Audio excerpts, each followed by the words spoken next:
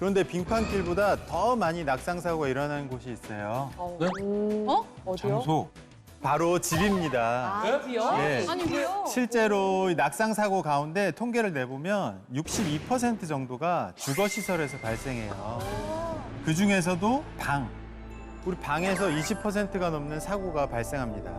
방이요? 맞아. 침대에서 내려오다 다치시는 분이 많더라고요. 어머님들이 침대에서 내려오다가 갑자기 발 디다가 해갖고 고관절 다쳤다는 분들 많으시고요. 네. 이렇게 목욕탕도 있고. 아 맞아요. 네. 아니 목욕탕 나오면은 엄청 미끄러져. 그 물낀 데서 밟았더니 그냥 넘어져가지고 와, 저 큰일 날 뻔했어요. 저희 할머니는 집 그 바로 앞에 현관에서 그 눈 같은 거 있는 채로 신발대로 그냥 미끄러져서. 그렇지. 현관 앞에. 별별 일이 다 많이, 있어요. 진짜 집에서 많이 진짜 넘어지네요. 집에서 그러네요. 교수님, 집에서 사고가 일어날 수 있는 건 알겠는데 네. 유독 겨울철에 고관절 골절이 더 위험한 이유가 있을까요? 네. 실내에서? 겨울에는 날씨가 춥다 보니까 밖에 잘 안 나가잖아요. 그렇죠. 네. 외출을 안 하시게 되면 햇빛을 못 봐요. 네. 야외 활동이 부족하면 햇빛을 못 보니까 피부에서 합성되는 아주 중요한 비타민 중에 비타민 D라고 있거든요. 네, 네. 얘네들이 이제 뼈 대사에 관여하는 애들인데 햇빛을 못 보니까 피부에서 활성화가 안 되고 비타민 D 생성이 줄어드는 거예요. 네. 그러다 보니까는 이게 몸에서는 비타민 D 농도를 유지하기 위해서 억지로 칼슘을 끌어올려야 되니까 그 칼슘 원료로 뼈에서 억지로 빼가지고 그걸 원료로 쓰거든요. 뼈가 약해지겠다. 그 겨울에는 이제 뼈의 입장에서는 자꾸 자기 몸을 뺏기는 거죠.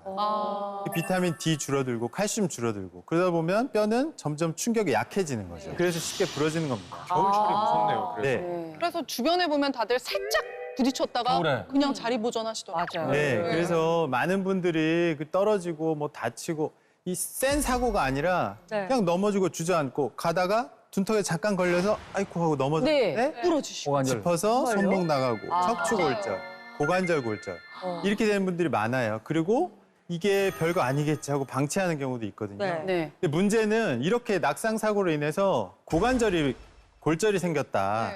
그러면 이거 이제 뭐 수술하고 치료를 받고 해도 1년 사망률이 20% 정도. 아이고. 수술을 받는데도요? 네, 그게 큰 문제고요. 엄청 높네요. 5분 중에 한 분은 1년 안에 돌아가신다는 거예요. 왜요? 왜? 그게 실제로 이제 고관절 골절 되시는 분들이 거의 다 80, 90 노인분들이시고 지병이 많고요. 다른 부위와는 다르게 이 고관절은 몸을 지탱하는 관절이에요. 네. 이 골절이 되면 돌아눕기도 힘들단 말이죠. 네.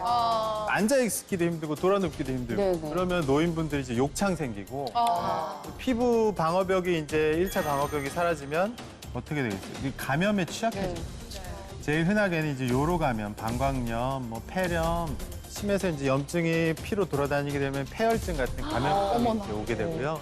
그다음에 이제 뼈가 부러졌는데 고관절에 있는 대퇴골은 몸에서 제일 큰 뼈거든요. 네. 뼈 안에 이제 골수 안에 있던 이제 지방 덩어리들이 혈액을 타고 이제 돌아다니면서 폐색전증 같은 게 올 수도 있고 심혈관으로도 올 수가 있고 뇌로 가면 이제 중풍이나 뇌졸중이 올 수도 있고 심근경색이나 이런 위험한 상황이 생길 수가 있어요.